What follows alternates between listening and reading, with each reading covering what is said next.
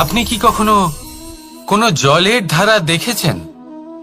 তার সামনে যতই মাটি থাকুক না কেন, যতই কাদা থাকুক না কেন, যখন এই জলের ধারা বইতে আরম্ভ করে দেয়, তখন এই কাদাকে নিজেই ধুয়ে নিয়ে যায়।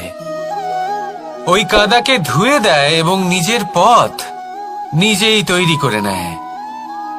তাহলে আপনিও এরকম জলের মতো হয়ে উঠুন। যদি হয়ে উঠতে পারেন, তাহলে নিজের মনের, নিজের ভাবনার, নিজের জীবনের যত অনাবশ্যক তত্ত্ব আছে, অনুপযোগী অংশ রয়েছে, অর্থাৎ অপরিষ্কার অংশ রয়েছে, তা নিজে থেকেই নির্মল হয়ে উঠবে। আর যেরকম জলের ধারা কখনো থেমে থাকে না, সব সময় বয়ে চলে, সেইভাবে আপনিও কখনোই থামবেন না। সবসময় বয়ে চলুন, এগোতে থাকুন। পথে যদি অনেক বিপদ আসে, সমস্যা আসে, থামবেন না, তার উপর নিরন্তর প্রহার করুন, নিরন্তর প্রয়াস করুন আর অগ্রসর হন।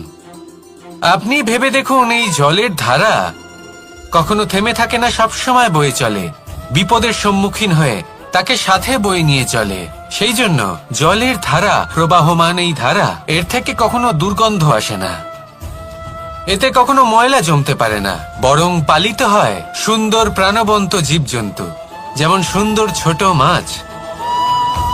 তাই আপনিও এটাই করুন, কখনো থামবেন না, শুধু চলতে থাকুন, জলের ধারার মতো বইতে থাকুন। আপনি আপনার লক্ষ্য অবশ্যই খুঁজে পাবেন, আর তার সাথে নিজের অন্তরের যে মালিন্য রয়েছে, তা আপনি নিজেই নিজের থেকে দূরে করে দেবেন। তাহলে আসুন আর আমার সাথে ভালোবেসে বলুন, রাধা রাধা। সময়, জীবন, কাল। দেখতে গেলে এই তিনটি শব্দ একটি শব্দেরই সমার্থক শব্দ মনে হয়, কিন্তু এই শব্দগুলির অর্থ কি সমান? কখনোই নয়। হ্যাঁ, এই সময় চলতে থাকে, জীবন চলতে থাকে, কালচক্র চলতে থাকে। এই সময় কেটে যায়, কিন্তু এই জীবন, একে যাপন করতে হয়। কি বলেন? এই জীবনে কিছু করুন বা কিছু না করুন, জীবন এমনি কেটে যাবে, আপনি জানতেও পারবেন না। কিন্তু সেটা আমাদের উদ্দেশ্য নয়, একে যাপন করতে হবে।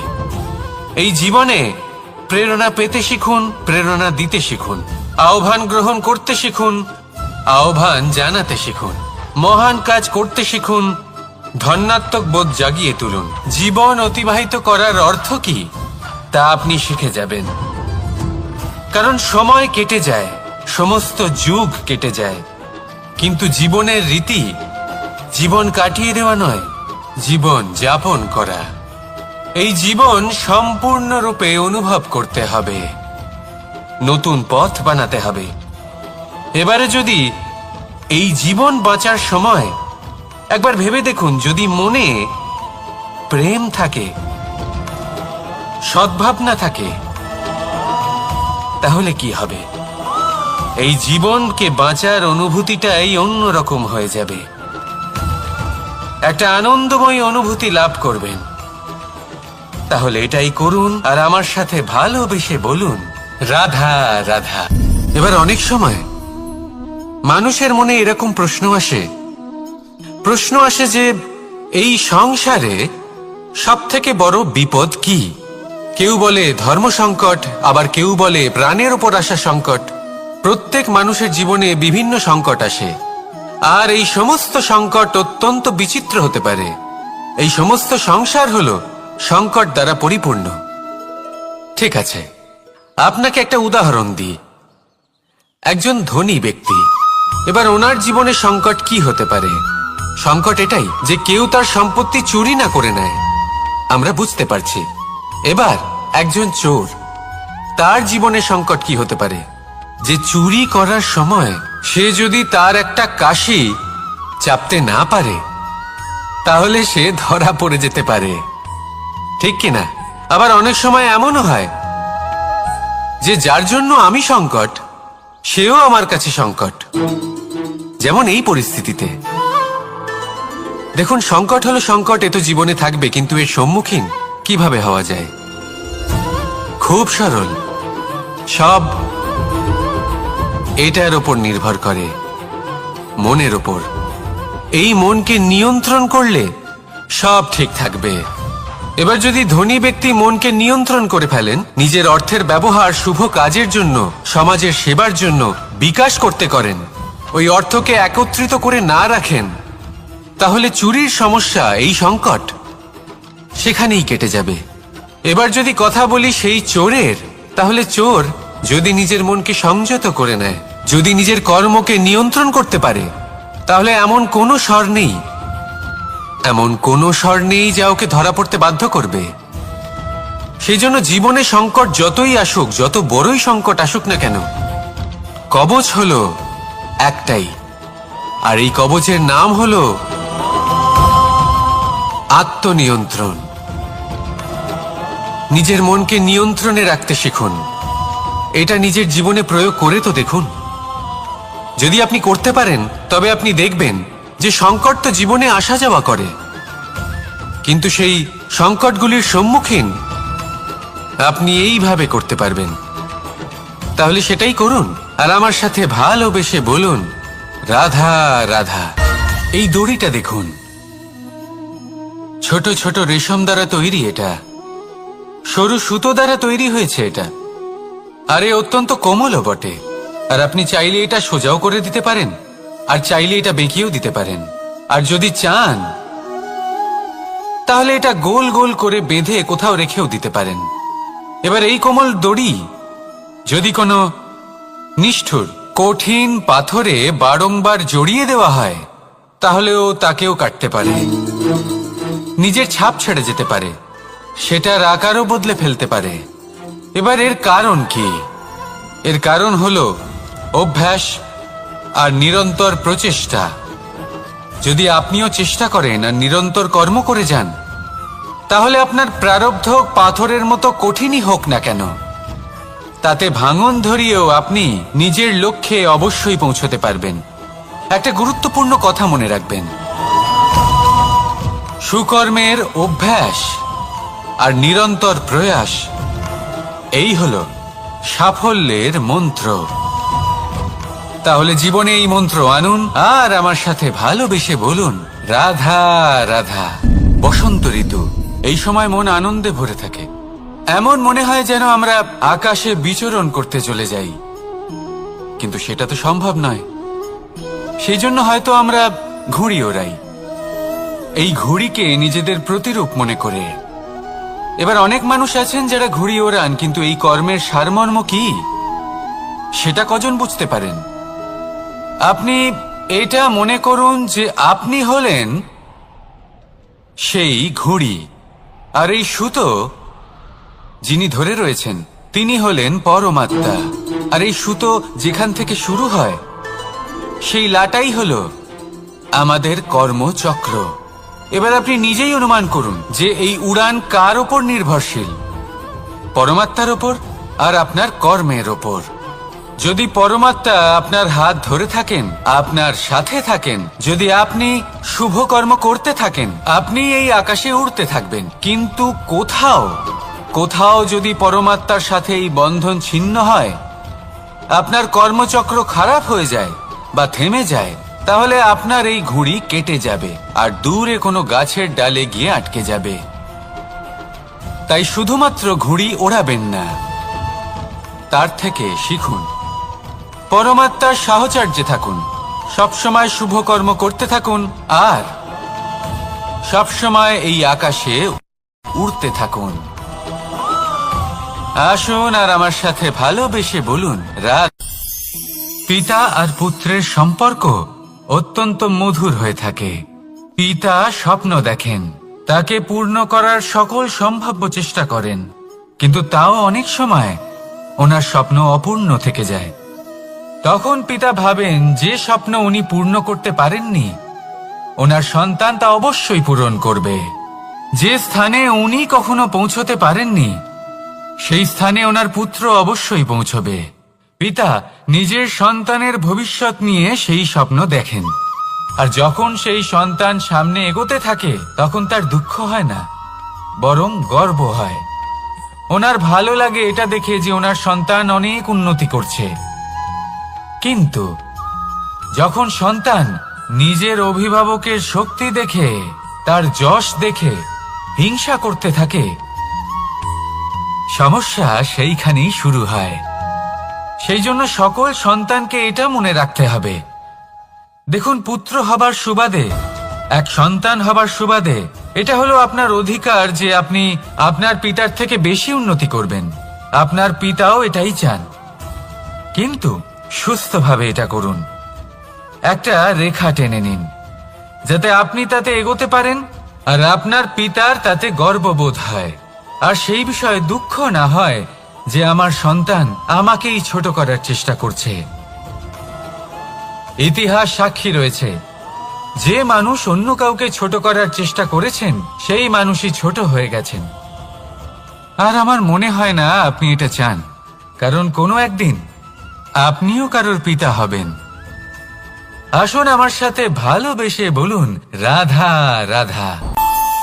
আমাদের মনে যখন কোনো প্রশ্ন ওঠে, কোনো দ্বন্দ্ব জাগে, তখন আমরা যাই আমাদের গুরুর কাছে, আমাদের আরাধ্যের কাছে গিয়ে জিজ্ঞেস করি।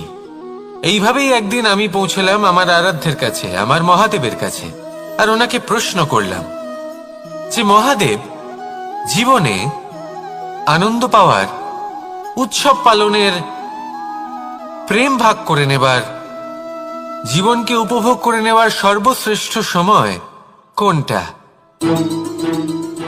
মহাদেব হাসলেন আর উনি বললেন, জীবনে উৎসব পালনের সবথেকে শ্রেষ্ঠ দিন হলো মৃত্যুর ঠিক আগের দিনটা। প্রেম ভাগ করে নেওয়ার সবথেকে শ্রেষ্ঠ মুহূর্ত হলো মৃত্যুর ঠিক আগের মুহূর্ত। জীবনকে উপভোগ করে নেওয়ার সর্বশ্রেষ্ঠ প্রহর হলো মৃত্যুর এক প্রহর পূর্বে। তখন আমি চমকে গেলাম। আমি বললাম, কিন্তু মহাদেব, মৃত্যু তো অনিশ্চিত, আমরা জানিও না কবে আমাদের মৃত্যু হবে। মহাদেব আবার হাসলেন। উনি বললেন যে যদি আমরা এভাবে জীবন কাটাই যে আমরা জীবনের প্রত্যেক দিন, প্রত্যেক মুহূর্ত, প্রত্যেক প্রহর শেষ বলে মনে করি, তাহলে আমাদের সমস্ত জীবন আনন্দের সাথেই অতিবাহিত হবে। কি বলেন? তাহলে আপনিও এই কথা মনে রাখুন আর আমার সাথে ভালোবেসে বলুন, রাধা রাধা। সাথী। সাথী এই শব্দটির ব্যাখ্যা কে কিভাবে করে?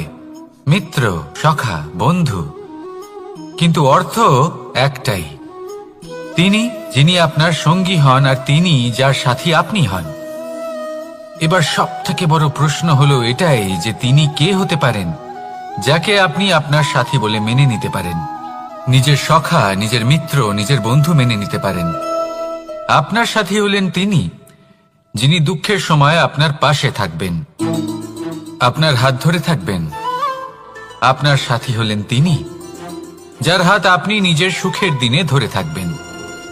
সেই সাথীরই হাত ধরুন যিনি দুঃখে সবসময় আপনাকে সাহায্য করার জন্য তৎপর হয়ে থাকেন, আপনার পাশে থাকেন, আর যাকে সুখের দিনে আপনি আপনার সাথে রাখতে পারেন।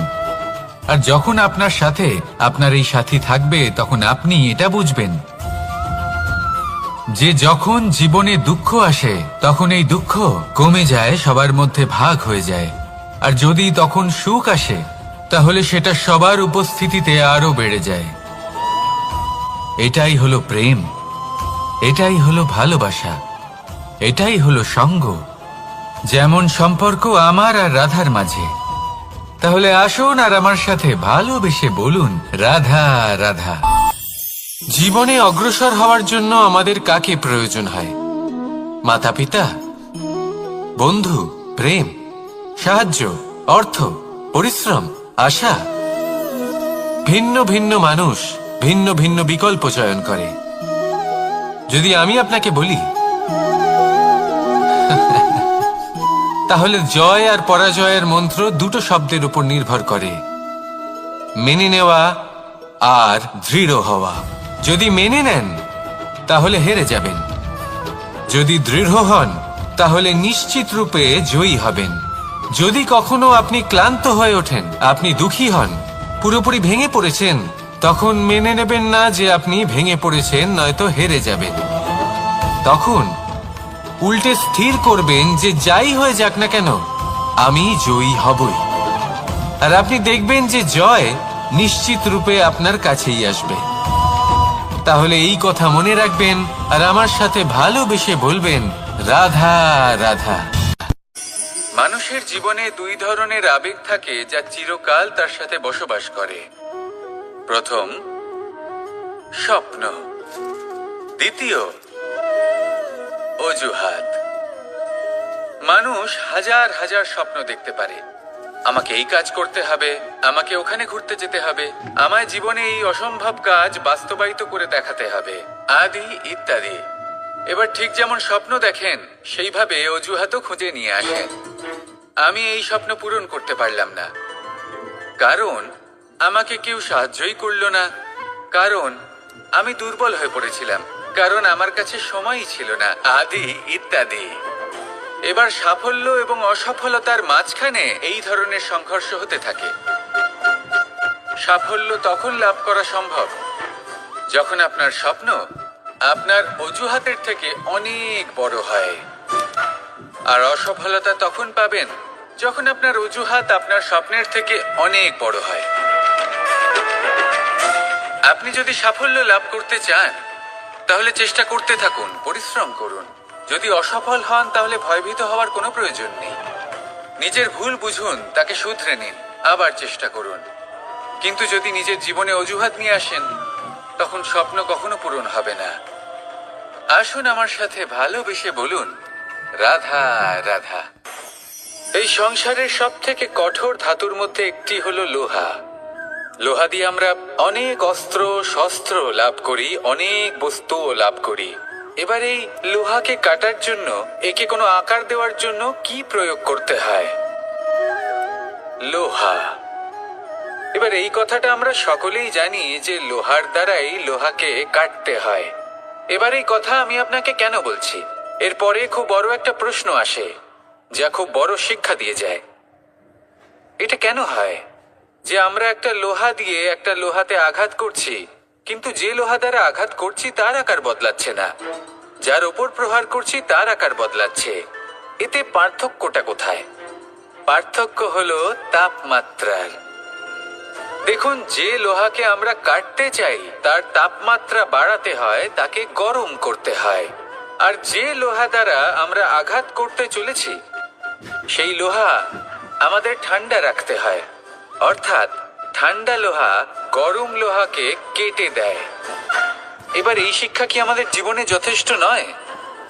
আমাদের জীবনে অনেক সমস্যা আসতে পারে, কিন্তু আমাদের এই বিষয়ে বিশেষ খেয়াল রাখতে হবে যে আমাদের মনকে আমরা যেন ঠান্ডা রাখি, এই মস্তিষ্ককে শান্ত রাখতে হবে।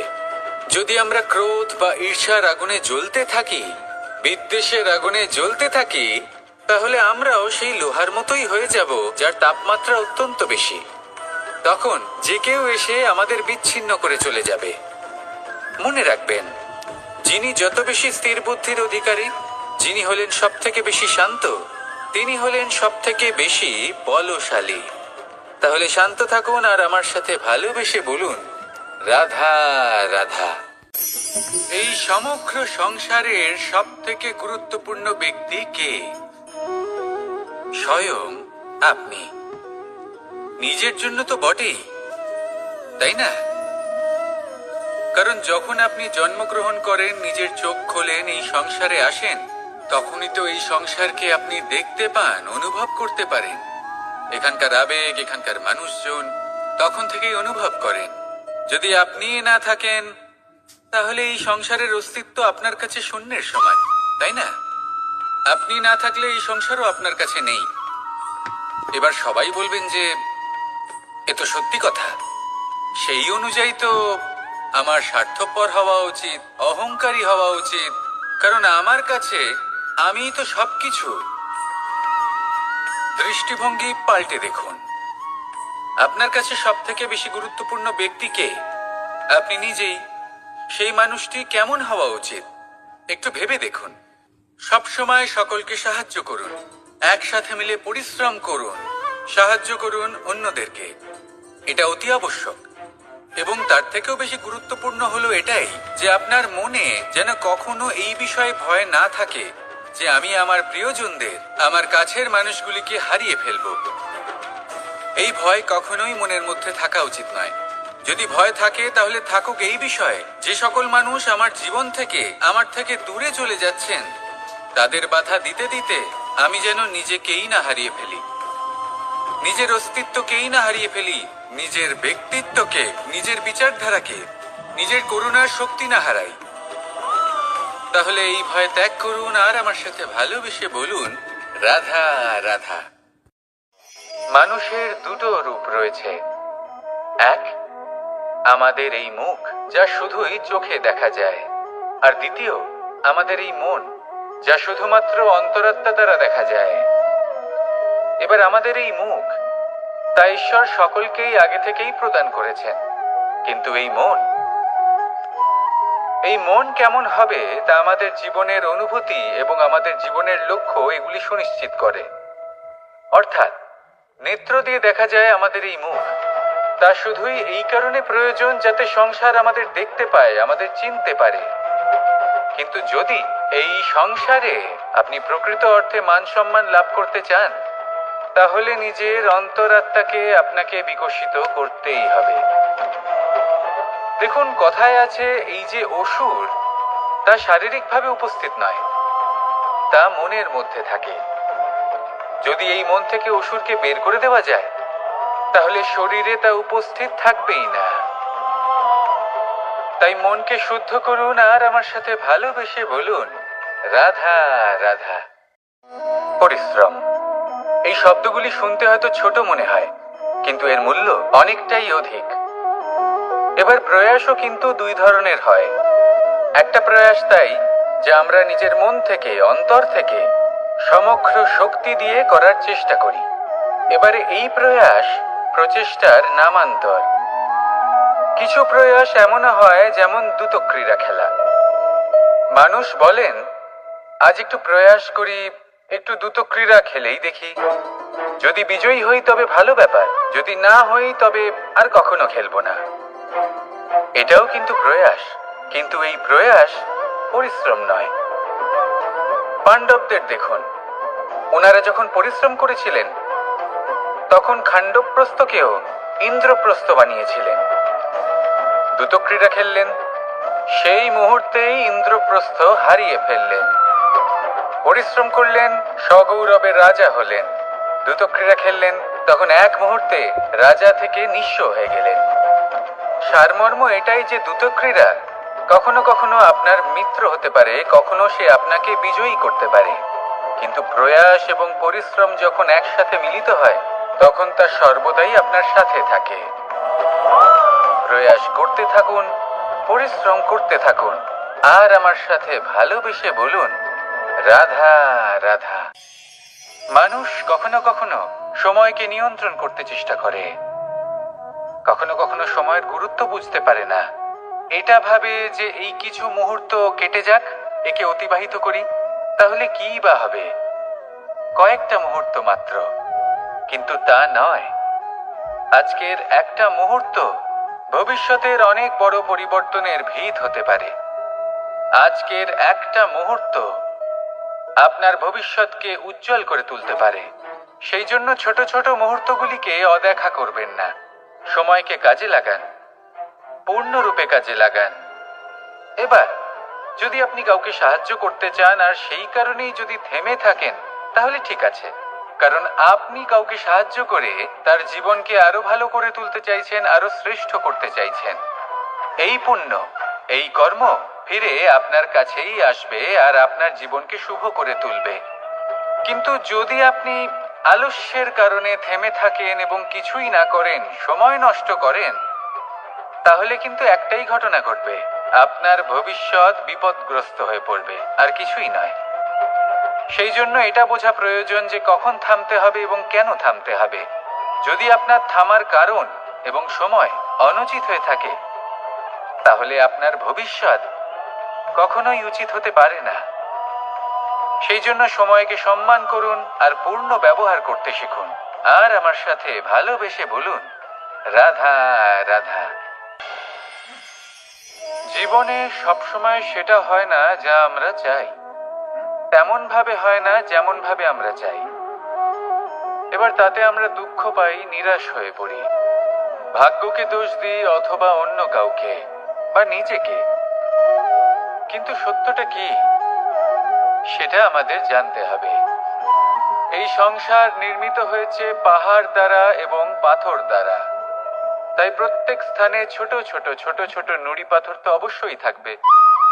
এগুলো এড়িয়ে যাওয়া সম্ভব নয়, আর এই কথাটা আমরা সকলে জানি। এবার এইভাবেই আমাদের জীবনে নানান রকমের সমস্যা লেগেই থাকে। এর হাত থেকে কোনোভাবেই নিস্তার পাওয়া সম্ভব নয়। একটা সমস্যা এড়াতে যান, দ্বিতীয় চলে আসবে, দ্বিতীয় সমস্যা এড়াতে যান, তৃতীয় চলে আসবে। কিন্তু সমস্যা জীবনে থাকবেই, আর আপনাকে সাহায্য করার জন্যই থাকবে কোনো না কোনো রূপে। আপনার চারপাশে পাথর আছে, এটা আপনার উপর নির্ভরশীল আপনি কি করবেন, কোন পথে অগ্রসর হবেন এবং কিভাবে অগ্রসর হবেন। এবার দেখুন, এটা তো সবসময় সম্ভব নয় যে আপনার পদতলে ফুলের চাদর থাকবে, এটা তো অসম্ভব। সেই জন্য উচিত এটাই হবে যে আপনি পাদুকা পরিধান করে জীবনে অগ্রসর হন। এর সারমর্ম এটাই, যখনই জীবনে সমস্যা আসবে দৃঢ় হয়ে সম্মুখীন হন এবং এটা বোঝার চেষ্টা করুন যে এই সমস্যা জীবনে কেন এলো, কি শিক্ষা দিয়ে গেল। আপনার মধ্যে দোষ অবশ্যই থাকবে, তাকে গুণে পরিবর্তিত করুন। এই জীবন আরো বেশি সহজ সরল হবে এবং প্রসন্ন হয়ে বলবে, রাধা রাধা। অনেক মানুষ আমাকে এসে বলেন যে কানাই, তোমার কথাগুলি তো আর কি বা বলি, তোমার কথা কি থেকে কি করে ফেলতে পারে, অসম্ভবকে সম্ভব করে ফেলতে পারে। এত শক্তি তোমার কথাতেই রয়েছে, তো অন্য কিছু করার কোনো প্রয়োজনই কোথায়? এবার ওনারা এই কথাটা বুঝতে পারেন না যে জ্ঞান শুধুমাত্র শব্দের সমন্বয় মাত্র। কিন্তু এর অর্থ কি সেটা জানার জন্য অনুভব করা প্রয়োজনীয়, সেই পথে চলা প্রয়োজনীয়। এই অভিজ্ঞতাই আপনাকে অর্থ বুঝিয়ে দেবে। ঠিক যেমন তুমি কর্ম করতে থাকো, ফলের চিন্তা করো না, এটা শুধুই শব্দ। এর সারমর্মটা কি, এর অর্থ কি সেটা বোঝার জন্য সেই পথে আপনাকে অগ্রসর হতেই হবে, সেটা যাপন করতে হবে, কর্ম করতে হবে নিরন্তর। এটা ভাবলে হবে না যে আমি কি আমার কর্মের ফল আদৌ পাবো কিনা, তবেই আপনি এই কথার অর্থ বুঝতে পারবেন। কখনো ভেবে দেখবেন, আমাদের বাড়িতে যারা জ্যেষ্ঠ আছেন, বড় আছেন, আমরা তাদের পুজো করি, তাদের সেবা করি, আমরা তাদের চরণ স্পর্শ করি। কেন? কারণ ওনাদের কাছে আমাদের থেকে অনেক বেশি জীবনের অভিজ্ঞতা থাকে। জীবনে শুধুমাত্র জ্ঞান শোনাটা প্রয়োজনীয় নয়, তা বুঝতে পারা প্রয়োজনীয়। তা যদি যাপন করেন তবেই অভিজ্ঞতা হবে, তবেই প্রকৃত অর্থ বুঝতে পারবেন। তাহলে জ্ঞান শুধু শুনবেন না, বুঝুন, তাকে আচরণে আনুন এবং আমার সাথে ভালোবেসে বলুন, রাধা রাধা। কখনো কোনো বাগানের কোনো বৃক্ষকে দেখেছেন যেখানে সুগন্ধি ফুল থাকে, রসালো ফল থাকে? তখন মন প্রফুল্ল হয়ে ওঠে, মন থেকে সেই বৃক্ষের প্রতি ভালোবাসা জন্মায়। কিন্তু যিনি বাগানের মালিক, শুধুমাত্র তিনিই জানেন যে কিভাবে এই বৃক্ষকে আগলে রাখতে হয়, কিভাবে তার পরিচর্যা করলে এতে সুন্দর সুগন্ধি ফুল হবে, রসালো ফল হবে। কখনো কখনো প্রয়োজনের থেকে বেশি রোদ পেলে এই বৃক্ষগুলি শুকিয়ে যায়, প্রয়োজনের থেকে কম রোদ পেলেও এই বৃক্ষ কিন্তু শুকিয়ে যায়। প্রয়োজনের থেকে কম জল যদি পায়, এই বৃক্ষ শুকিয়ে যেতে পারে। প্রয়োজনের থেকে অতিরিক্ত জল যদি পায়, তখনও এই বৃক্ষের শিকড়গুলি নষ্ট হয়ে যেতে পারে। এবার এটাই কিন্তু আমাদের সংসারের সাথেও হয়। আমাদের সংসারের সকল প্রতিভাশালী ব্যক্তি, যেমন লেখক, বিচারক, প্রবক্তা, যোদ্ধা, এদের সবার ক্ষেত্রে এই কথাটাই প্রযোজ্য। যদি বেশি প্রশংসা করা হয় তাহলেও এরা হারিয়ে যাবেন। প্রয়োজনের থেকে বেশি যদি নিন্দা করা হয়, তখনও তারা নত হয়ে পড়বেন। তাহলে আপনি এদের রক্ষা করুন এবং নিজেদেরও। মনে রাখবেন একটা কথা, জেনে রাখুন কখন কোন নিন্দায় আপনি লজ্জিত হবেন না, আর কখন কোন প্রশংসার দ্বারা নিজের মধ্যে অহংবোধ জাগ্রত করবেন না। এই মন সুপ্রসন্ন হয়ে বলবে, রাধা রাধা। জল এ হলো জীবনের আধার পঞ্চতত্ত্বের মধ্যে একটি, আর অত্যন্ত বিশেষ। এর থেকে অনেক বড় শিক্ষা পাওয়া যায়। এই জল গন্তব্যের বিষয়ে এর স্পষ্ট ধারণা আছে। ও জানে ওর লক্ষ্য কি, আর প্রয়াস করে ততদূর সে পৌঁছেও যায়। এটি পর্বত থেকে বয়ে নিচে নেমে আসে, নদীর সাথে সমাহিত হয়ে তার সাথে বয়ে চলে, চিরসবুজ বনানী গড়ে তোলে, প্রাণীদের তৃষ্ণা নিবারণ করে, সামনে এগিয়ে চলে, মানুষের সাথে মিলিত হয়। যারা একে বাঁধের মধ্যে বেঁধে রাখতে চেষ্টা করে, সে বন্দি দশাতেও থেকে যায়, মানুষের কল্যাণ করে। তারপর বাঁধ থেকে মুক্তি পেয়ে এগিয়ে চলে, কোথাও ধাক্কা খায়, কোথাও বাধা পড়ে, কোথাও যদি পথ খুঁজে না পায় তাহলে পথ খুঁজেই নেয়, আর যেখানে পথ থাকে না সেখানে পথ বানিয়ে নেয়, আর শেষ পর্যন্ত নিজের লক্ষ্যে পৌঁছেই যায়, অর্থাৎ সমুদ্রে গিয়ে সমাহিত হয়ে যায়। আমাদেরও কিছুটা এরকমই হয়ে উঠতে হবে।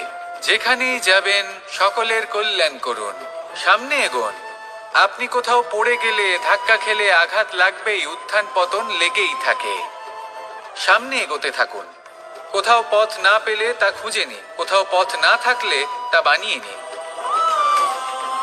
নিজের গন্তব্যের কথা সব সময় মনে রাখুন। শেষ পর্যন্ত নিজের মোক্ষ লাভ আপনি অবশ্যই করবেন। আর আমার সাথে ভালোবেসে বলুন, রাধা রাধা। কখনো কোনো বৃক্ষকে দেখেছেন? এই ধরিত্রী থেকে ততটুকুই জল নেয় যতটুকু তার প্রয়োজন।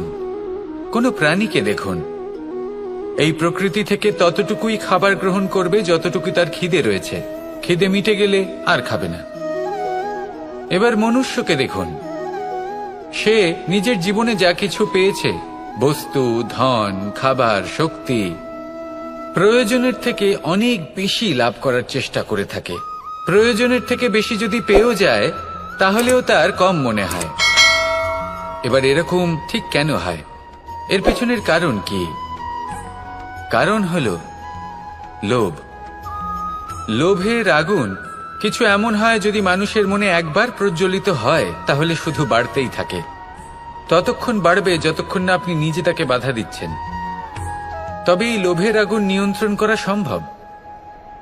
পরিমিতিবোধ, পরিমিতিবোধের চিন্তা। আপনাকে শুধু নিজেকে একটা সরল প্রশ্ন করতে হবে। যখনই মনের মধ্যে কোনো বস্তুর প্রতি, শক্তির প্রতি, ধনের প্রতি, ভোজনের প্রতি লোভ বেড়ে যায়, নিজেকে প্রশ্ন করুন, এটা কি আমার কাছে ততটাই প্রয়োজনীয় যতটা একটা বৃক্ষের কাছে জল, যতটা একটা প্রাণীর কাছে ভোজন? এটা কি ততটাই প্রয়োজনীয়? যদি উত্তর না হয় তাহলে নিজেকে সেখানেই বাধা দিন, সেই ভাবনা সেখানেই ত্যাগ করুন, কারণ সেটাই হলো লোভ। ঠিক এইভাবেই প্রয়োজনীয়তার চিন্তা করে আস্তে আস্তে এই মন নির্লোভ হয়ে উঠবে, আর এই মন প্রসন্ন হয়ে বলবে, রাধা রাধা। আজ আমরা দুই ধরনের ব্যক্তির বিষয়ে কথা বলবো। প্রথম জন হলেন যে প্রয়োজনের থেকে অনেক বেশি পরিমাণ ধন উপার্জন করে থাকেন। তার কাছে ততটা ধন থাকে যতটা তার প্রয়োজনও নেই, তারপরেও আরো ধন উপার্জন করতে চেষ্টা করতে থাকেন। সকল সম্ভব চেষ্টা করেন, সকল সম্ভব কর্ম করেন, তা সে উচিত কর্ম হোক বা অনুচিত, তাতে তাদের কিছুই যায় আসে না। তারা শুধুই এই সংসারের সকল সুখ ভোগ করতে চান, সকল স্বাচ্ছন্দ্য লাভ করতে চান। আজীবন তারা প্রচেষ্টাই করতে থাকেন। এবার এই করতে গিয়ে তারা ভারাক্রান্ত হয়ে সমস্যার সম্মুখীন হন। এনাদের সমগ্র জীবন এই চেষ্টাতেই চলে যায়, জীবন যাপন করার বদলে। অন্যদিকে আরেকজন ব্যক্তি যিনি জানেন তার প্রয়োজন কতটুকু আর শুধুমাত্র সেই পরিমাণ ধন অর্জন করেন, তার থেকে বেশি একটুও নয়। উনি যদি দুবেলা খেতে পান, মাথা গোজার ঠাঁই পেয়ে যান, সেটাই পর্যাপ্ত। তাতেই তিনি আনন্দে জীবন যাপন করেন, না কোনো বৃথা চিন্তা করেন, না কোনো বৃথা কষ্ট করেন। এবার আমি আপনাদের জিজ্ঞেস করব, এই দুই ব্যক্তির মধ্যে আপনি কোন ব্যক্তি হতে চাইবেন? বেশিরভাগ মানুষ এটাই বলবেন যে আমরা সেই দ্বিতীয় মানুষ হতে চাই যারা সন্তুষ্ট। কিন্তু যদি মন দিয়ে দেখেন, আপনিও সেই কর্মই করছেন যা প্রথম ব্যক্তি করেন। আপনারা সবসময় চেষ্টা করে চলেছেন, এটাও লাভ করতে হবে, ওটাও লাভ করতে হবে, আমার এটারও প্রয়োজন, ওটারও প্রয়োজন। আপনি অনেক কিছু লাভ করেছেন, কিন্তু প্রশ্ন এটাই যে আপনার কি সেই সবকিছুর প্রয়োজন রয়েছে? এর উত্তর আপনার অন্তর্মনে রয়েছে। আপনার মন জানে যে আপনার প্রয়োজন কতটুকু। সেখানে গিয়ে দেখুন। সন্তুষ্টি মানুষকে আনন্দ দেয়। মানুষ যতটা সন্তুষ্ট হবে ততটাই সে আনন্দ লাভ করবে। এবার আপনাকে এই সিদ্ধান্ত নিতে হবে যে আপনি কখন আর কোথায় সন্তুষ্টি লাভ করবেন, কত কিছু লাভ করার পরে সন্তুষ্ট হবেন। এই উত্তর আপনি মন থেকে পাবেন। এই সমাজের চাহিদায় জড়িয়ে নিজেকে বিভ্রান্ত করবেন না। নিজের অন্তরের এই মিথ্যে অহংবোধকে প্রশ্রয় দিতে গিয়ে যদি আপনি এরকম প্রয়াস করতে থাকেন, তাহলে জীবনযাপন কখন করবেন? থেমে যান, শান্ত হয়ে যান, নিজের অন্তর্মনে নিমজ্জিত হয়ে দেখুন যে সন্তুষ্টি কোথায়। এই সন্তুষ্টি লাভ করুন। এই মন প্রসন্ন হয়ে বলবে, রাধা রাধা। আমাদের গৃহে অনেক কক্ষ রয়েছে, কিন্তু এমন কি আছে যে একটাই থাকে? আমাদের গৃহের দ্বার। এমন কেন হয়? অনেক দ্বার তো থাকতেই পারে। ভেবে দেখুন, একটা বিশাল ভবন রয়েছে, তার চতুর্দিকে অনেক দ্বার আছে। ভালোই হবে, যাতায়াত করতে সুবিধা হবে, কিন্তু এমন আমরা কেন করি না? এবার আপনি বলবেন যে এটার উত্তর তো সহজ। যতগুলো দ্বার থাকবে ততজন দ্বারপালও থাকবে। কে কখন কোথা থেকে আসবে, কোথায় চলে যাবে সেদিকে খেয়াল থাকবে না। চুরির সম্ভাবনাও বেড়ে যাবে। যাক, এই বিষয়ে অন্তত আপনি বোঝেন। সেই জন্য আপনার গৃহে একটাই দ্বার রয়েছে। কিন্তু আপনার মনের বিষয় কি জানেন?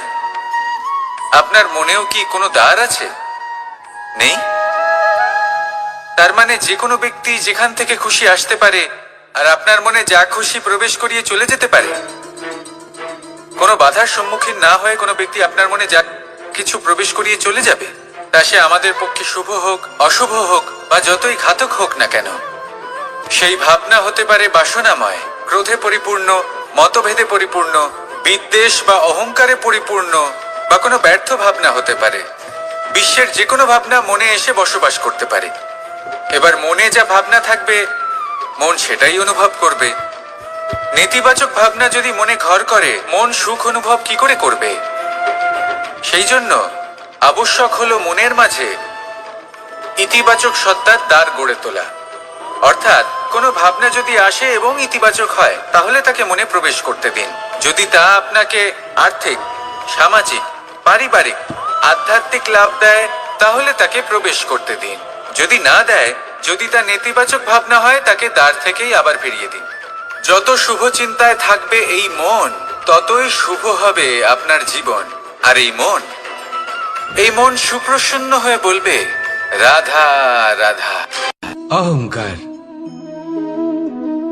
এ হলো ছোট একটা শব্দ, কিন্তু এর প্রভাব অত্যন্ত বৃহৎ হয়ে থাকে। আর সব থেকে বড় সমস্যা হলো, মানুষ আজ অবধি বুঝতেই পারেনি যে এই অহংকারের বাস্তব রূপ কিরকম। কেউ একে গর্বের নাম দেন, কেউ একে আত্মসম্মানের নাম দিয়ে থাকেন।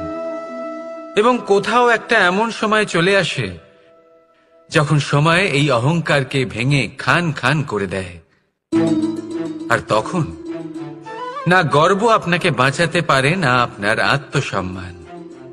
এখন যদি আপনাকে উদাহরণ দিই, তাহলে যেখানে আপনি বসে আছেন সেই ঘরেই ওপরে তাকান, সেই ছাদের দিকে। যদি এই ছাদ অহংকার করতে থাকে যে দেখো, আমি তো সব থেকে উঁচু জায়গায় আছি, আমার চেয়ে ওপরে আর কেউ নেই, আমি এই ঘরে থাকা সমস্ত ব্যক্তিকে ছায়া প্রদান করি, যদি এই অহংকার এসে যায় তাহলে কি? একবার ভেবে দেখুন, যদি পরের দিন তার উপর আরো একটা তলা বানিয়ে দেওয়া হয় তাহলে কি? এই ছাদ, যার নিজের উঁচু হবার অহংকার ছিল, যে সব থেকে ওপরে ছিল, সে এবার পায়ের তলায় চলে এসছে। এটাই হয়ে থাকে। মনে কখনোই অহংকার পোষণ করবেন না। যদি মনের মধ্যে কিছু রাখতে চান তাহলে প্রেমের ভাব রাখুন, স্নেহ রাখুন। এই অহংকারকে আপনি যা ইচ্ছে নাম দিন, গর্ব হোক, আত্মসম্মান হোক, এর দ্বারা আপনার কোনোভাবেই কোনো লাভ হবে না। তাহলে এই অহংকারকে ত্যাগ করুন আর আমার সাথে ভালোবেসে বলুন, রাধা রাধা। ভগবান, প্রত্যেক কঠিন পরিস্থিতিতে এই নামই আছে যা আমাদের উপায় দিয়ে থাকে। ব্যক্তি যান, ভগবানের পুজো করেন, আরাধনা করেন, ব্রত পালন করেন, মন্দিরে যান, পুজো পাঠ করেন, ভগবানকে জাগিয়ে তোলেন, আর তারপর শুরু হয় সমস্ত প্রশ্ন। হে ভগবান, আমার সাথে এরকম কেন হচ্ছে? কেন আমারই জীবনে এত দুঃখ আছে? আমি কিভাবে এর সম্মুখীন হব? আমাকে কেন এত কষ্ট ভোগ করতে হচ্ছে? হে ভগবান, আমি কি করব? আমাকে সাহায্য করুন, কোনো রাস্তা দেখান।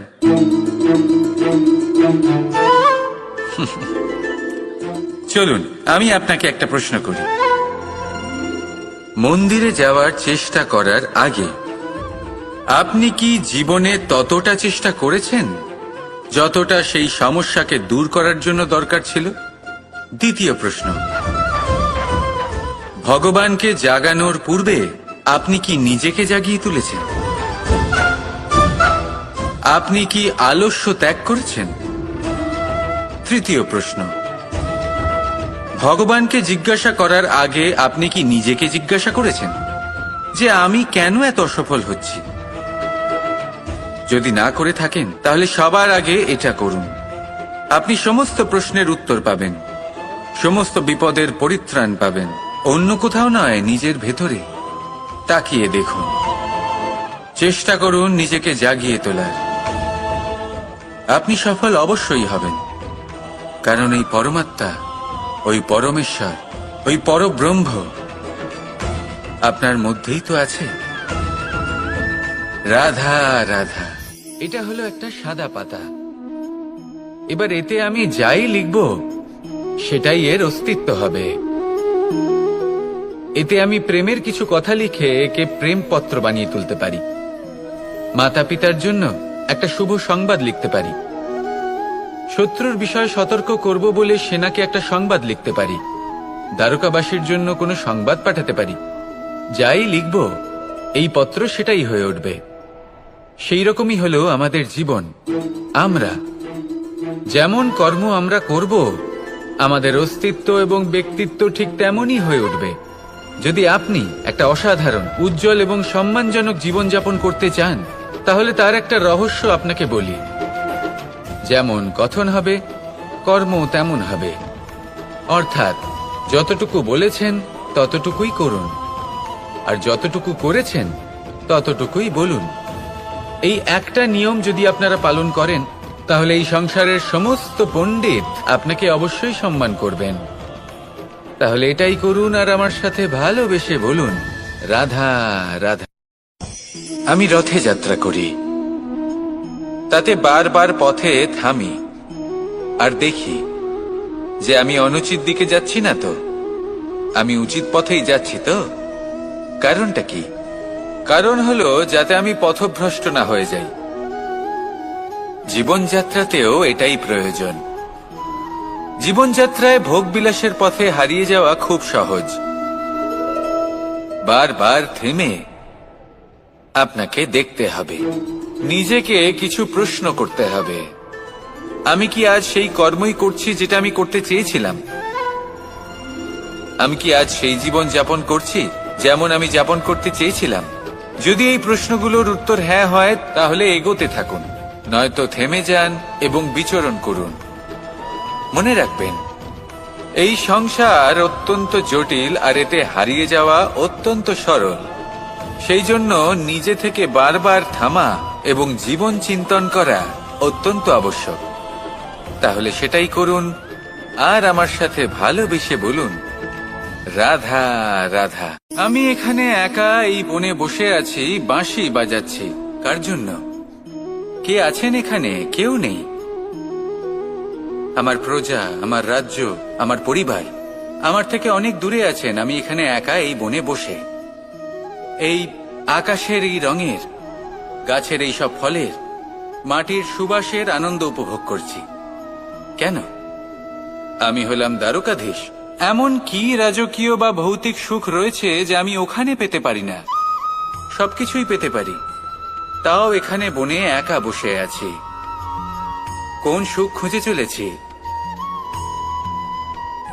একা থাকার সুখ। আমরা প্রত্যেকদিন অনেক মানুষের সাথে, চিন্তাধারার সাথে, কর্মের সাথে, পরিস্থিতির সাথে, সুখ দুঃখের দ্বারা বেষ্টিত থাকি। জীবনের এই চক্রে আমরা জড়িয়ে পড়তে থাকি। যতই আমরা এই সমস্যার সমাধান করি, আমরা ততই এতে জড়িয়ে পড়ি। আমরা এতটাই জড়িয়ে পড়ি যে যখন আমরা আয়নায় নিজেদের দেখি, তখন আমরা নিজেদের চিনতেই পারি না।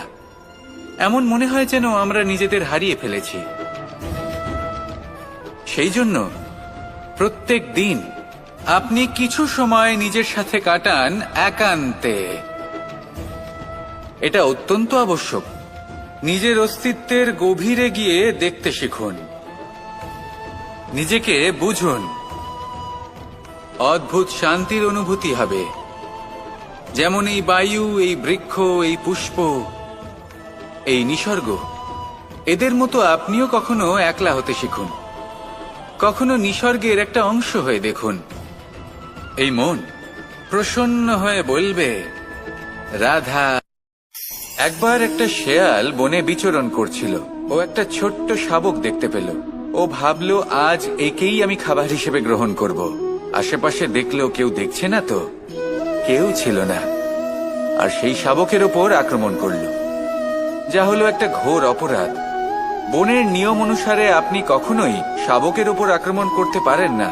তারপর এই খবরটা যখন রাজা সিংহ জানতে পারলেন, সভার আয়োজন করলেন। কিন্তু সেখানে শেয়াল বলল, আমি তো এরকম কিছু করিনি। কিন্তু যদি আপনি এরকম বলেন, কোনো প্রমাণ দিন, এর কোনো সাক্ষী আছে? তখন রাজা সিংহ পেঁচাকে ডেকে পাঠালেন, যে সেই মুহূর্তে বৃক্ষের শাখার ওপর বসেছিল। সে সব কিছু দেখেছিল। পেঁচা সব সত্যি কথা বলল, আর শেয়ালকে মৃত্যুদণ্ড দেয়া হলো। এবার এই কাহিনী আমি আপনাকে কেন শোনালাম? কারণ মানুষও কখনো কখনো এরকম কর্ম করেন যা শিয়াল করেছে। এটা ভাবেন, কেউ দেখছে না যখন, আমি অনুচিত কর্ম করতেই পারি। কিন্তু না, আপনি যাই করুন না কেন, কেউ না কেউ অবশ্যই তা দেখছে। কোনো ব্যক্তি না হলেও কোনো প্রাণী, না হলে কোনো যক্ষ বা দেব বা প্রেত। যদি এনারা কেউ না দেখেন, তাহলে ধরিত্রী মাতা দেখেন, যেখানে দাঁড়িয়ে আপনি সেই কর্ম করছেন, তাই না? তাই একটা কথা সবসময় মনে রাখবেন, কে দেখছেন কে দেখছেন না সেই বিষয়ে ভাবা ছেড়ে দিন। এটা খুব সহজ কথা। আপনি যদি উচিত কর্ম করেন, উচিত ফল পাবেন। যদি অনুচিত কর্ম করেন, তাহলে আপনি অনুচিত ফল অবশ্যই পাবেন। সেই জন্য উচিত পথে চলতে থাকুন, উচিত কর্ম করতে থাকুন, আর আমার সাথে ভালোবেসে বলুন, রাধা রাধা। বাহ, পুষ্পের সুবাস আমার খুব ভালো লাগে। অত্যন্ত সুন্দর হয় এই পুষ্প। এইভাবে চারিদিকে পুষ্প দেখে মন আনন্দিত হয়ে ওঠে। এবার আপনারা ভেবে দেখুন, আমার চারিদিকে পুষ্প নয়, আগুন আছে। তাহলে কি হবে? আমার শরীর কি জ্বলে যাবে না? অবশ্যই জ্বলবে। শরীরকে কি আগুনের তাপ সহ্য করতে হবে না? অবশ্যই সহ্য করতে হবে। এটাই হলো প্রকৃতির নিয়ম। এই নিয়ম কিন্তু আমরা সবাই জানি, কিন্তু আমাদের মধ্যে বেশিরভাগ মানুষ এই বিভ্রান্তি নিয়ে বাঁচি যে এই যে প্রকৃতির নিয়ম, তা আমার ওপর প্রযোজ্য নয়। তা কিন্তু নয়। আমাদের চতুর্দিকে এই যে নিসর্গ রয়েছে, আমরা তার কতটা ক্ষতি করি সেটা একবার ভেবে দেখুন। আমরা বনাঞ্চল জ্বালিয়ে দিই, বায়ু দূষিত করি, জল দূষিত করি, প্রাণীদের হত্যা আমরা করি। কেন? এই নিসর্গ আমরা নষ্ট করি, যদিও আমরা জানি যে আমরাও হলাম এই নিসর্গেরই অংশ। এবার দেখুন, শরীরের কোনো অংশে যদি আগুন ধরান, আস্তে আস্তে সমস্ত শরীরও জ্বলে যাবে। সেইভাবেই নিসর্গ যদি নষ্ট হয়ে যায়, তাহলে মনুষ্য জাতিও নষ্ট হয়ে যাবে। তাই এই যে নিসর্গ আপনি দেখছেন, এই পুষ্প, এই বৃক্ষ, বায়ু, জল, এদের সকলকে রক্ষা করুন, নষ্ট নয়। মনে রাখবেন, যদি নিসর্গ থাকে মানুষ থাকবে, যদি নিসর্গ থাকে তাহলেই জীবন থাকবে। আসুন আমার সাথে ভালোবেসে বলুন, রাধা রাধা। পাণ্ডবরা বন থেকে এসেছিলেন। ওনাদের কাছে না কোনো ধন ছিল, না কোনো সম্পদ, না বিদ্যা। নিজের পরিশ্রমের দ্বারা ওনারা বিদ্যা অর্জন করেছিলেন, আর তার দ্বারাই সম্পদ অর্জন করলেন আর ধনও অর্জন করলেন। এই পাণ্ডব ছিলেন অত্যন্ত কুশল এবং শক্তিশালী। যুধিষ্ঠির নিজের পরিশ্রম দ্বারা এমন জ্ঞান অর্জন করেছিলেন যে এই সংসার ওনাকে ধর্মরাজ যুধিষ্ঠির অভিহিত করেছিল। দেখতে গেলে পাণ্ডবদের কাছে সবকিছুই ছিল, কিন্তু যখন বিষয় এলো আরো ধন লাভ করার, তখন যুধিষ্ঠির, যিনি পাণ্ডবদের মধ্যে জ্যেষ্ঠ, তিনি সকল পাণ্ডবদের সাথে দ্যুতক্রীড়ায় অংশগ্রহণ করে ফেললেন। এর ফলে না শুধু ধনলক্ষ্মী, ধর্মলক্ষ্মী, বিবেক লক্ষ্মীকেও হারালেন, আর শুধু তাই নয়, নিজের গৃহলক্ষ্মী দ্রৌপদীকেও হারিয়ে ফেললেন। এর কারণ কি? ভুলে গেলেন খুব সহজ একটা কথা, এই সংসারে সম্মান এবং সাফল্য দুটোই পরিশ্রমের দ্বারা লাভ করতে হয়। কিন্তু দ্রুতক্রীড়ার এই খেলা আমাদের ভাগ্যের উপর নির্ভরশীল। এই সংসারে দুটি পথ রয়েছে। একটা পথ যেখানে কর্ম এবং পরিশ্রমের দ্বারা আপনি নিজের পথ নিজেই রচনা করতে পারবেন, আর দ্বিতীয় পথ হলো যেখানে এই ভাগ্য এক মুহূর্তে আপনাকে শিখরেও পৌঁছে দিতে পারে, আবার ধূলিসাৎ করে দিতে পারে। আপনি কোন পথ বাছবেন, সেই চয়ন আপনারই। আসুন আর আমার সাথে ভালোবেসে বলুন, রাধা রাধা। কোনো এক সময়ের ঘটনা এটা। মা এবং বাবা হাটে গিয়েছিলেন, তখন আমি আর দাদা গিয়েছিলাম গরু চড়াতে। আমরা বাড়ি ফিরে এলাম, আর মা সেই সময় একটা কাজ করতেন। যখনই হাটে যেতেন, দরজা তালা বন্ধ করে যেতেন। উনি খুব ভালো করে জানতেন যে যদি ওনার এই মাখন চোর সঠিক সময়ে পৌঁছে যায়, তাহলে এক ফোঁটাও মাখন ওনার অবশিষ্ট থাকবে না। এবার ঘটনা কিছুটা এরকম হলো যে মা আর বাবা মাঝে মাঝে হাটে যেতেন, তাই মাঝে মাঝে এই দরজা তালা বন্ধ করতে হতো। যখন মা আর বাবা ফিরে এলেন, তখন বাবা ভুলে গিয়েছিলেন যে এই চাবির গোছা থেকে ঠিক কোন চাবিটা দরজার তালা খোলার জন্য উপযোগী। উনি চেষ্টা করতে শুরু করে দিলেন। একটার পর একটা চাবি দিয়ে উনি চেষ্টা করতে থাকলেন, কিন্তু সেই দরজার তালা তো খুলতেই চাইছিল না। ওনার মাথা থেকে ঘাম পড়তে শুরু করলো। তখন মা বললেন যে তালা ভেঙে দেওয়া যাক। মা চলে গেলেন, আর বাবা বললেন, না না দাঁড়াও, আর কিছু চাবি বাকি আছে, এটা হয়তো খুলতে পারবো। মা হাতুড়ি নিয়ে চলে এলেন সেই তালা ভাঙার জন্য, আর তখনই বাবা শেষ চাবিটা প্রয়োগ করলেন, আর দরজার তালা খুলে গেল। যদি উনি চেষ্টা না করতেন, তাহলে এই তালাটাও ভেঙে যেত আর চাবিটাও নষ্ট হয়ে যেত, ঠিক কিনা? এবার এই ঘটনাটা আমি দেখেছিলাম, আর আমার মনে হলো যে কখনো কখনো এই চাবির গোছার মধ্যে থেকে শেষ চাবিটাও কিন্তু জীবনের দরজা খুলে দিতে পারে।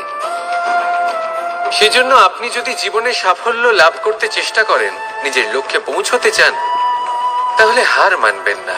হয়তো দেখবেন আপনার পরবর্তী প্রচেষ্টা বা এই অন্তিম প্রচেষ্টা আপনাকে সাফল্যের পথে নিয়ে গেল। তাই নিরন্তর প্রচেষ্টা করতে থাকুন, জীবনে সাফল্য লাভ করুন। যজ্ঞের আগুনকে শুভ বলে মনে করা হয়, আর সেখানেই চিতার আগুনকে অশুভ মনে করা হয়। এমনটা কেন হয়? এখানে বিষয়টা হলো লক্ষ্য, বিচার এবং সঙ্গের। যখন আমরা যজ্ঞ করি, তখন আমাদের লক্ষ্য কি হয়? পরিবেশকে আরো পবিত্র করে তোলা, ইতিবাচক করে তোলা। আমাদের লক্ষ্য শুভ হয়, তারপরে আসে বিচার। এই পরিস্থিতিতে সেই বিচার হলো অগ্নি। স্ফুলিঙ্গ থেকে তীব্র আকার ধারণ করে সমস্ত কাঠকে পুড়িয়ে দেয় এবং সুগন্ধ ছড়িয়ে দেয়। অর্থাৎ যদি আপনার লক্ষ্য শুভ হয় তাহলে তা নিজেই শুভ বিচারধারাকে আমন্ত্রণ জানায়। এই শুভ বিচার তখনই আসবে যখন আপনার সংকল্প শুভ হবে। অন্যদিকে হলো চিতার আগুন। এর লক্ষ্য কি? একটা দেহকে পরধামে পৌঁছে দেওয়া। সবার শেষে সবকিছু আপনার উপরে নির্ভরশীল যে আপনি কোনটা চয়ন করতে চান। আপনার লক্ষ্য যদি শুভ হয় তাহলে আপনার বিচার এবং সঙ্গতি আর তার পরিণাম সবই শুভ হবে। আসুন আর আমার সাথে ভালোবেসে বলুন, রাধা রাধা। এই সংসারের প্রত্যেক বস্তুর, প্রত্যেক পরিস্থিতির, প্রত্যেক আবেগের দুটি দিক আছে। এর মধ্যে পার্থক্য করা সম্ভব শুধুমাত্র দৃষ্টিভঙ্গির দ্বারা। যদি কোনো ব্যক্তি পর্বত শিখরে দাঁড়িয়ে থাকেন তাহলে উনি এটাই দেখতে পাবেন যে এই জলের ধারা সমুদ্রের দিকে বয়ে চলেছে।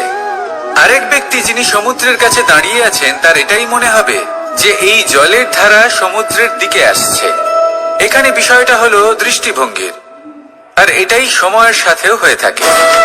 অনেক সময় মানুষ চিন্তিত হয়ে পড়েন, ত্রস্ত হয়ে পড়েন যে তার কাছে হয়তো খুব কম সময় আছে, তাতে তিনি অনেক কিছুই করতে পারবেন না, আর একটু সময় থাকলে খুব ভালো হতো। তিনি এইভাবেও ভাবতে পারেন যে অল্প হলেও সময় বাকি তো রয়েছে, অর্থাৎ যা অবশিষ্ট আছে তাকে সংরক্ষণও করা সম্ভব, তাতে জীবন যাপনও করা সম্ভব। আর এটা নির্ভর করছে আপনার উপর। তাই দৃষ্টিভঙ্গি ইতিবাচক রাখুন। জীবনে দুই ধরনের আবেগ রয়েছে যার কোনো মূল্য নেই। আমার কথার অর্থ এটা নয় যে এদের কোনো গুরুত্ব নেই, গুরুত্ব যথেষ্টই রয়েছে, শুধু এদের জন্য আপনাকে কোনো মূল্য দিতে হয় না। প্রথম আবেগ হলো আনন্দ, প্রসন্নতা। এটা আপনি যে কোনো জায়গায় খুঁজে পেতে পারেন যদি আপনি খুঁজে পেতে চান। আপনি কোনো পুষ্পের সৌন্দর্য দেখে প্রসন্ন হতে পারেন। বায়ুর কারণে যখন একটি বৃক্ষ শিহরিত হয় সেটা দেখে আপনি প্রসন্ন হতে পারেন। একটা ছোট্ট শিশুর কলরব শুনেও আপনি প্রসন্ন হতে পারেন। একটা ক্রন্দনরত বালককে হাসিয়ে আপনি প্রসন্ন হতে পারেন। সবকিছু আপনার উপর নির্ভরশীল। সেখানে আরেকটি আবেগ হলো দুশ্চিন্তা। মানুষ বড়ই দুশ্চিন্তা করতে থাকে। আজ আমি এই কাজ করেছি, সেই বিষয়ে চিন্তা। আজ আমি এই কাজ করতে পারিনি, সেই বিষয়ে চিন্তা। কাল আমাকে এই কাজ করতে হবে, সেই নিয়ে চিন্তা। আমি কি সেই কাজটা করতে পারবো, সেই বিষয়েও দুশ্চিন্তা। চিন্তা সর্বত্র রয়েছে, যার জন্য মূল্য দিতে হয় না। যত চান আপনি একত্রিত করতে পারেন। একটা গুরুত্বপূর্ণ কথা মনে রাখবেন, প্রসন্নতা জীবনের একটা নতুন সূত্রপাত। সেখানে দুশ্চিন্তা হলো জীবনের চিতার সমান। এবার এই দুটি আবেগ হলো মূল্যহীন, দুটোই আপনার সামনে আছে। কোনটা চয়ন করবেন আপনি, দুশ্চিন্তা নাকি প্রসন্নতা? সিদ্ধান্ত আপনারই। আসুন আর আমার সাথে ভালোবেসে বলুন, রাধা রাধা। ধন, সম্পত্তি, এগুলো আসলে কি? এগুলো শুধু সেই মূল্য যার দ্বারা আমরা কোনো কিছু অর্জন করতে পারি। এবার এই ধনের দ্বারা এই সংসারে অনেক কিছু লাভ করা সম্ভব, কিন্তু সেই সব কিছুই শুধুমাত্র ভৌতিক বস্তুই হবে, ভৌতিক সামগ্রী, ভৌতিক সুবিধা। অর্থাৎ আপনার কাছে যতই ধন থাকুক তা আপনাকে শান্তির ঘুম এনে দিতে পারবে না, আপনাকে জীবনের বাস্তব সুখের অনুভূতি লাভ করাতে পারবে না, কারণ এগুলো ভৌতিক ধন। এই ভৌতিক বস্তুই অর্জন করাতে সক্ষম। বাস্তবিক ধন কি? যদি এই প্রশ্ন আপনার মনে আসে তাহলে তার উত্তর আমি আপনাকে দেব একটা উদাহরণের মাধ্যমে। কখনো আপনি শুনে থাকবেন যে একজন পিতা আজীবন অনিষ্ট করেন, অনর্থ করেন, খারাপ কাজ করেন শুধু ধন অর্জনের জন্য। তিনি ভাবেন যে আমি ধন অর্জন করব আর নিজের সন্তানকে একটা উজ্জ্বল ভবিষ্যৎ প্রদান করব, একটা সুখ স্বাচ্ছন্দ্যময় জীবন দান করব। এবার সন্তান যখন জন্ম লাভ করে তখন সে ভাগ্যের জোরে সেই ধন ভোগ করে। যেরকম সে পায় সেরকমই তার ব্যবহার সে করে। কখনো আপনি এটাও দেখে থাকবেন যে সেই সন্তান সমস্ত ধন নষ্ট করে ফেলে, আর সেই পিতা যিনি সমস্ত ধন সঞ্চয় করেছেন যিনি সেই ধনের প্রভু আজ সেই ধনের প্রহরী হয়ে রয়েছেন। এবার এরকম কেন হয়? এরকম তখনই হয় যখন সেই পিতা বুঝতেই পারেন না যে তার জীবনের আসল ধন কি। সেই আসল ধন তার সন্তানকে সে